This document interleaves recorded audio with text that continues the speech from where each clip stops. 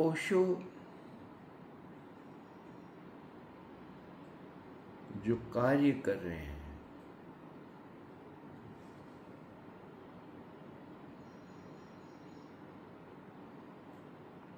चेतना के जिस तल पर वो हैं,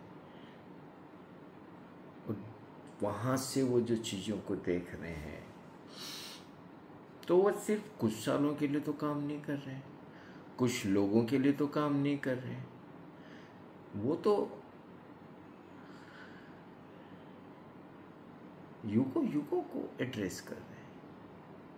तो जब उनका संदेश हो, उनका कार्य हो, उनकी जो भी चीजें होगी, उसमें वो भी होंगे जो सामने होंगे, आज की पीढ़ी होगी और आने वाले युगों में जो भी होगा।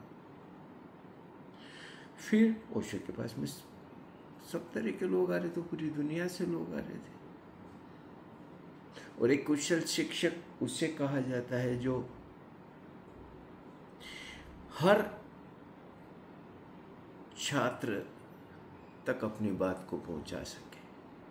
तो ओशो सबको एड्रेस कर रहे थे। उनके पास में बहुत बड़े जीनियस भी आ रहे थे, लर्नेड भी आ रहे थे, कम शिक्षित भी आ रहे थे, हृदय केंद्र से जुड़े, भाव केंद्र से जुड़े आ रहे थे, बौद्धिक आ रहे थे, तो सब तरीके। तो ओशो सबके लिए बोल रहे थे।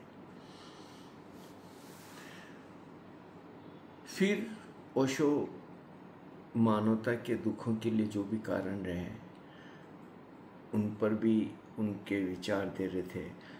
क्या विकल्प भविष्य के लिए हो सकते। तो ओशो के काम में मल्टी डायमेंशनल चीजें हैं, बहुआयामी। अब समय तो थोड़ा ही होता है, काम इतना विराट, और समय तो कुछ साल, कितने साल, 30-35 साल, 40 साल, 50 साल, इससे ज़्यादा तो कोई व्यक्ति शरीर में क्या काम कर पाएगा। तो समय तो उनके पास में उतना ही था। उस समय में उन्हें वो सारे काम देखने थे।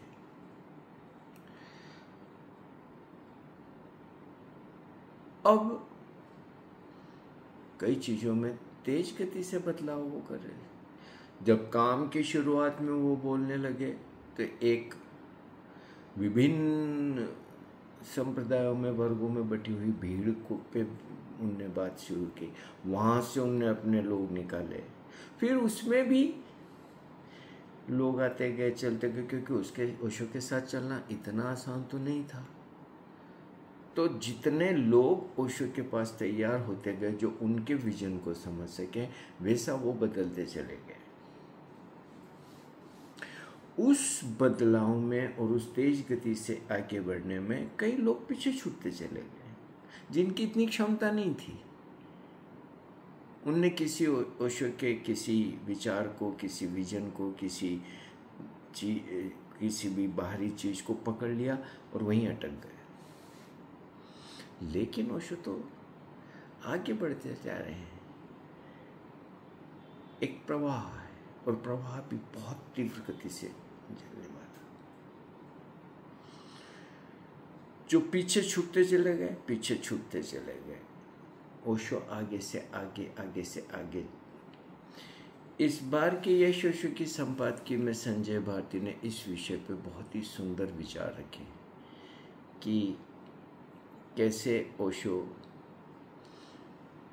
जैसे जैसे उनके लोग तैयार होते गए, अपने संदेश को वो नए नए ऊंचाइयां देते चले गए।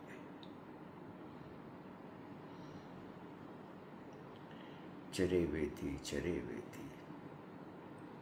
ओशो, जैसे ओशो में संजय ने एक बड़ी सुंदर बात कही कि ओशो ने बताया कि ये जो लोग पीछे छूट जाते हैं, वो भी मानते हैं कि वो ओशो के साथ है, क्योंकि वो जो बात पकड़ के बैठ गए, वो बात भी तो मैंने ही बोली थी। अब वो आगे बढ़ गए, वो बात पीछे रह गई, कहीं ओशो का साथ छूट गया, लेकिन उनको पता भी नहीं चलता कि ओशो का साथ छूट गया। अब इस संदर्भ में मुझे पता नहीं कोई बात याद आ रही है।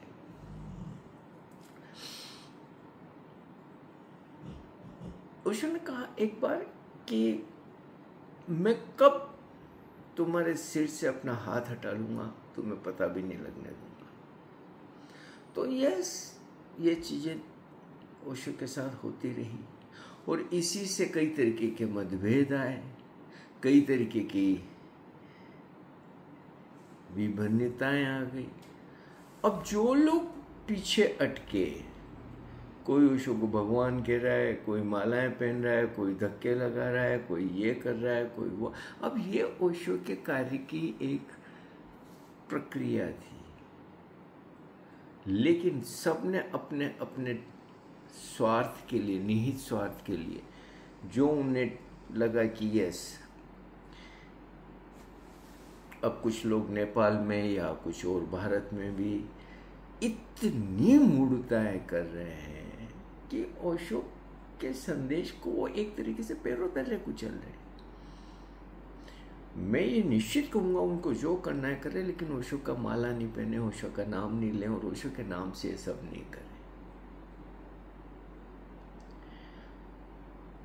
तो ओशो के साथ नित्य नूतन होके आगे से आगे बढ़ते चले जाना कठिन काम है। ये तपश्चर्या है जो बहुत लोग नहीं कर पाए। इस तपश्चर्या में बहुत लोग सफल नहीं हुए। जब तक ओशो शरीर में रहे, वो हर तल पे वो चीजों को बदलते चले गए और आगे बढ़ते चले गए। एक बार ओशो देह से गए तो या तो चीजें रुक जाती, फिर कोई बदलाव नहीं होता। जैसे कि अनेकों संबुद्धों के साथ हुआ, एक बार वो गए, उसके बाद उनकी शिक्षा, उनके संदेश समयबाह्य होते चले गए, क्योंकि उनके संदेश को समय समसामयिक बनाने के लिए कोई लोग नहीं थे। ओशो ने जब ओशो टाइम्स या पत्रिकाओं के लिए, तो उन्होंने एक संदेश दिया था कि मेरे संदेश को समसामयिक बनाना ये बड़ा कार्य था। और ओशो के देश से जाने के बाद ओशो के शिष्यों का ये बहुत बड़ी जिम्मेदारी थी कि ओशो समसामयिक करें, कहीं हम पुरानी चीज़ों को पकड़ के बैठ नहीं जाए कि बस अब कुछ नहीं बदलेगा। ओशो ने पूरे जीवन में कितने बदलाव किए।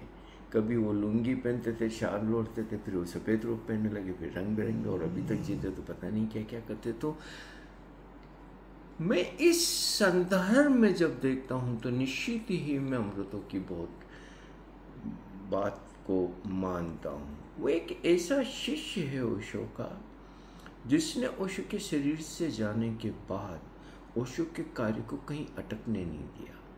और चूंकि ओशो का तो कोई विरोध कर नहीं सकते थे, ओशो के सामने किसी की इतनी हिम्मत भी नहीं होती थी, लेकिन अमृतों के साथ तो कोई भी कुछ भी कह सकता था। तो अमृतों के लिए इतना काम आसान नहीं था, या मैं कह सकता हूँ लगभग असंभव था जो अमृतों ने करके दिखाया।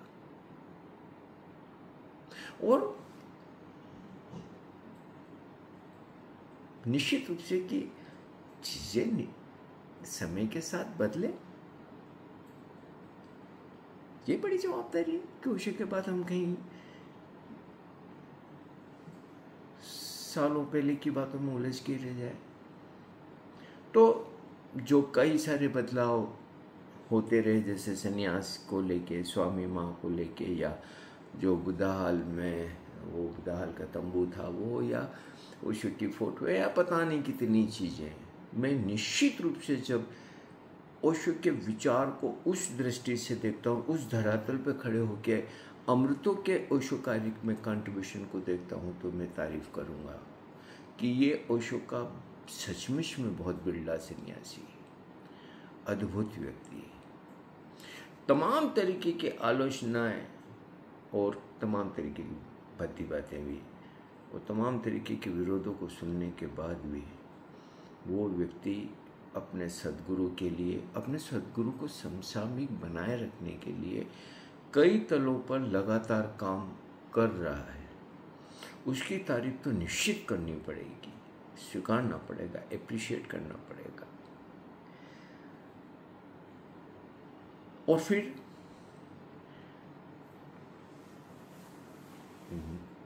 हर तल पे विरोध खड़े हो जाते हैं, उन विरोधों से भी निपटना। मैं कई बार सोचता हूँ ये कोई अटपुंजे टटपुंजे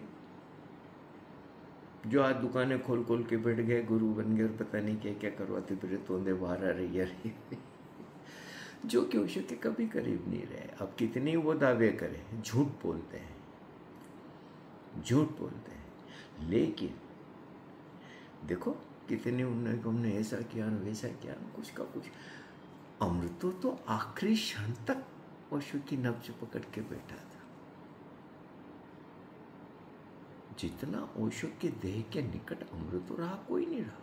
अब इन अटपुंजियों टटपुंजियों ने इतना कुछ शोषण के धंधे शुरू कर दिए, तो क्या अमृतो नहीं कर सकता था? वो तो एक्स्ट्राऑर्डिनरी ब्रिलियंट आदमी है, जीनियस है, हाईली इंटेलेक्चुअल, गजब की अंडरस्टैंडिंग। ओशो का बेहद समर्पित शिष्य। क्या कभी उससे ये लोभ नहीं लगा कि वो भी अपनी एक दुकान खोल के बैठ जाए? कितनों ने तो खोली,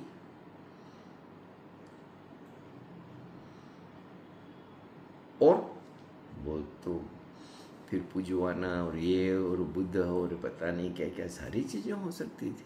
वो क्यों इन पचड़ों में पड़ता?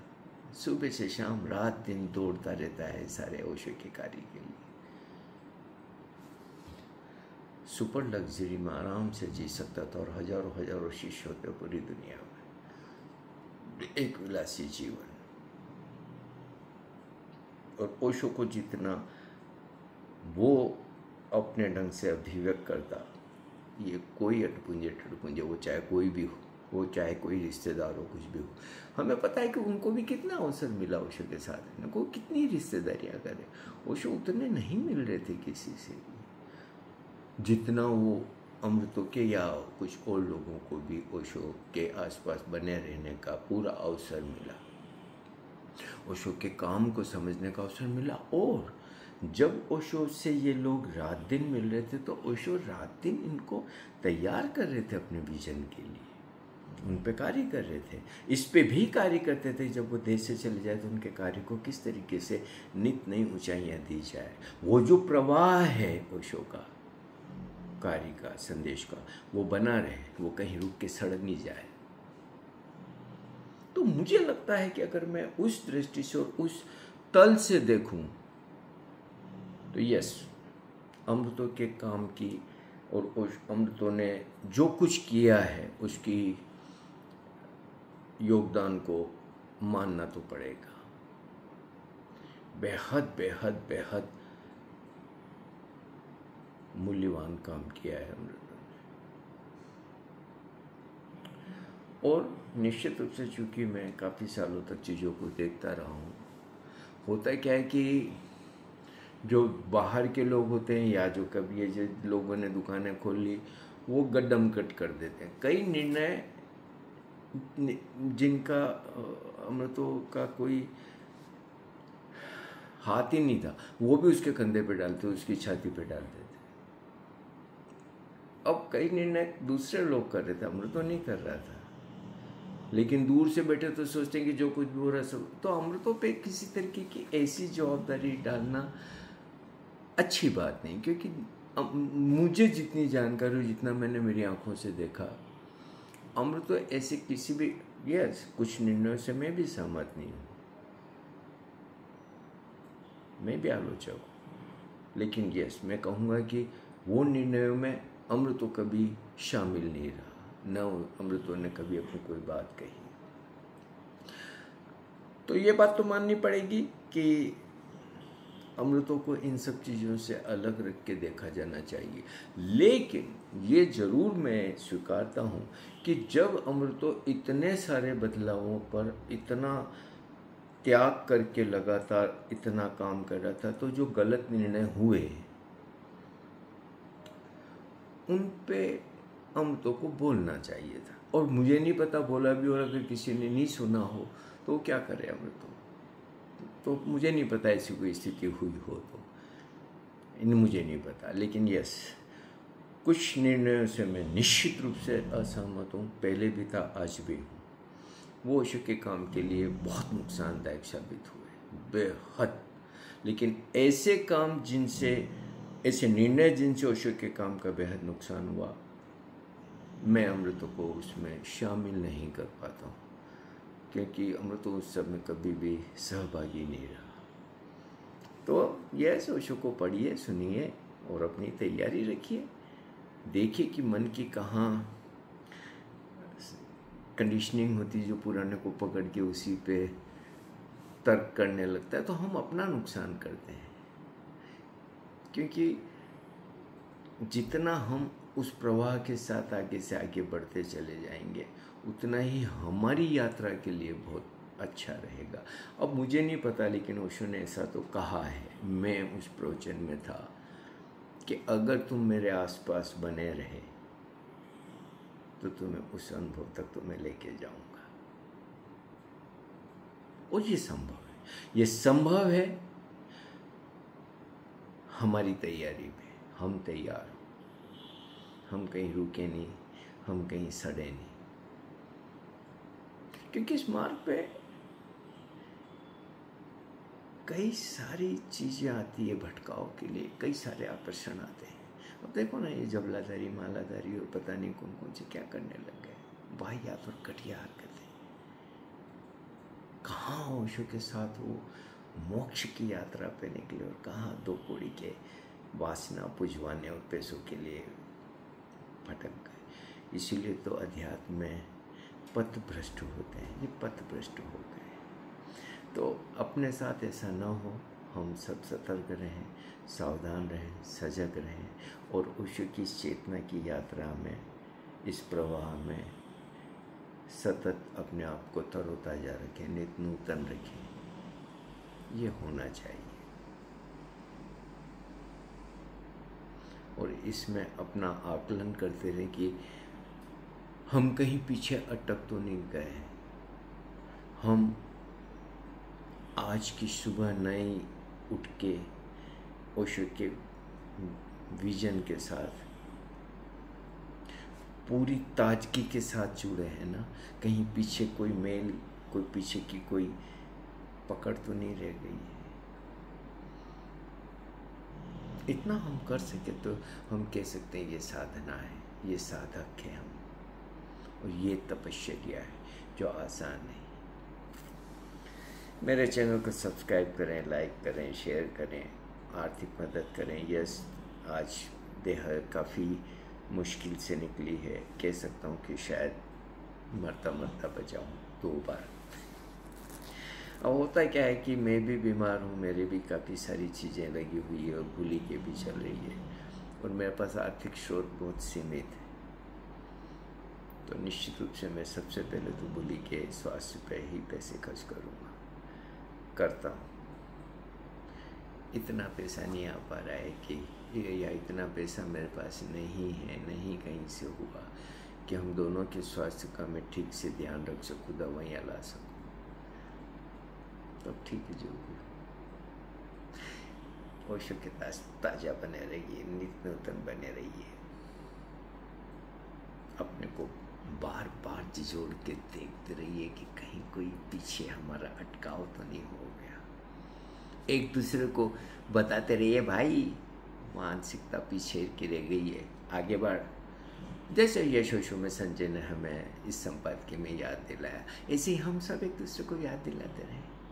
मैं अटक जाऊं तो आप मुझे याद दिलाओ, आप अटक जाओ तो कोई और याद दिलाए। हम ऐसे ही सब सहयात्री इसी तरीके से हैं, और हम अच्छे सहयात्री बने ताकि हमारी साधना मोक्ष तक जाए। मोक्ष के पहले हमारी साधना और हमारी यात्रा न रुके। इस यात्रा में शामिल मेरे सभी साथियों और सहयात्रियों को मैं प्रणाम करता हूँ। हम सौभाग्यशाली हैं कि हमें ओशो जैसे संबुद्ध मिले। अब इस अवसर को हम यूं ही न जाने